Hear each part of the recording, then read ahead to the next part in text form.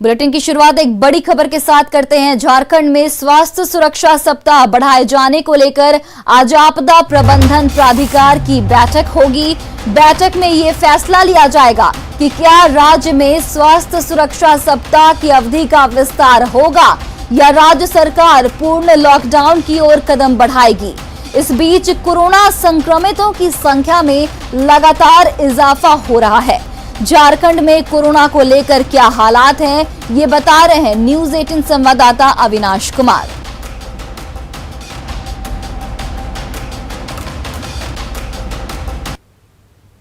में स्वास्थ्य सुरक्षा सप्ताह के दूसरे चरण का आज अंतिम दिन है। आज राज्य की हेमंत सोरेन सरकार एक बार फिर इस सप्ताह को आगे बढ़ाए जाने या फिर सख्तियों पर विचार विमर्श करेगी।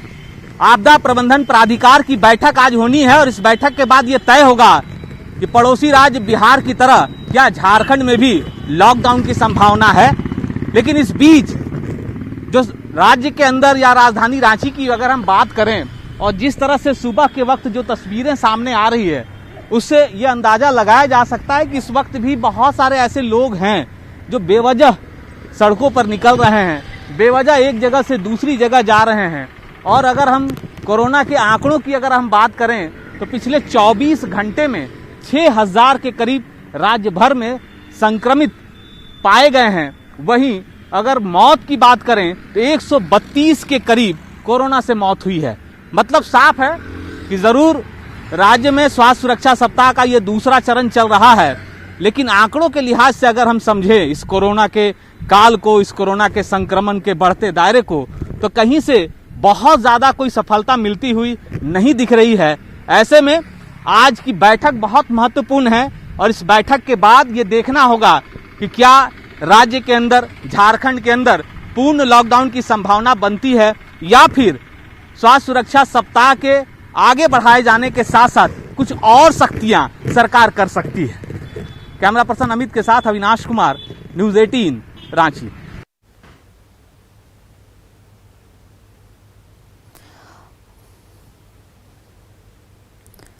और रांची से हमारे सहयोगी अविनाश जुड़ चुके हैं।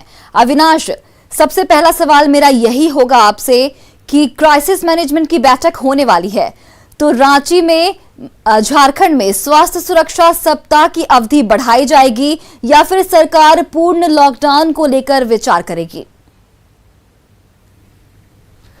देखिए, इस वक्त जो पूरे झारखंड के हालात हैं और जो आंकड़े हैं, उन आंकड़ों पर अगर आप गौर करें तो बहुत ज्यादा इस स्वास्थ्य सुरक्षा सप्ताह से सरकार को या इस झारखंड को फायदा होता हुआ नहीं दिख रहा है। ऐसे में अब दो सवाल उठते हैं कि क्या इसे कंटिन्यू रखा जाए, इसके अवधि में विस्तार किया जाए, या फिर जिस तरह से पड़ोसी राज्य बिहार ने पूर्ण लॉकडाउन की ओर कदम बढ़ाया है, 10 दिनों का लॉकडाउन किया है, क्या उसकी भी एक संभावना बनती है। और इस पर विभाग के अलग अलग अधिकारियों के द्वारा मुख्यमंत्री को बहुत सारे सुझाव भी दिए गए हैं। लगातार मुख्यमंत्री हर दिन अधिकारियों के साथ बैठक कर रहे हैं। अलग अलग जिलों से जो फीडबैक आ रहे हैं उस पर भी बैठक हो रही है।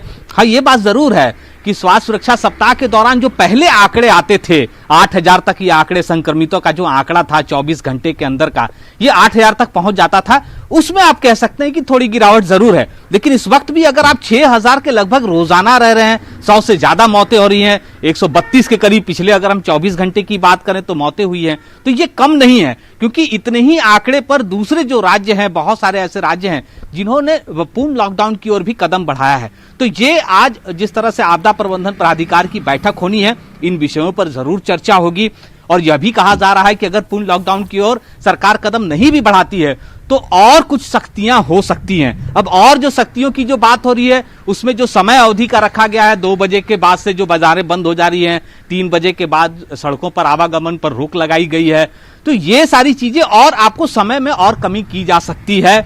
दूसरे जो बहुत सारे अभी भी कार्यालय जो चल रहे हैं उन्हें पूर्ण रूप से बंद करने की भी घोषणा हो सकती है। तो कुछ ऐसी सख्तियां हैं जिस पर सरकार विचार कर रही है। आज देर शाम तक इसकी घोषणा भी हो जाएगी, क्योंकि जो दूसरे चरण का जो सुरक्षा सप्ताह है उसका अवधि कल सुबह 6 बजे तक समाप्त हो रहा है। इसलिए आज सरकार को निर्णय ले लेना होगा और सरकार इस पर निर्णय लेने के बाद आगे कोरोना संक्रमण काल को कैसे आप रोक सकते हैं, इस दायरे को कैसे रोक सकते हैं, इस पर आगे बढ़ेगी। जी अविनाश, आपका बहुत बहुत धन्यवाद तमाम जानकारियों के लिए।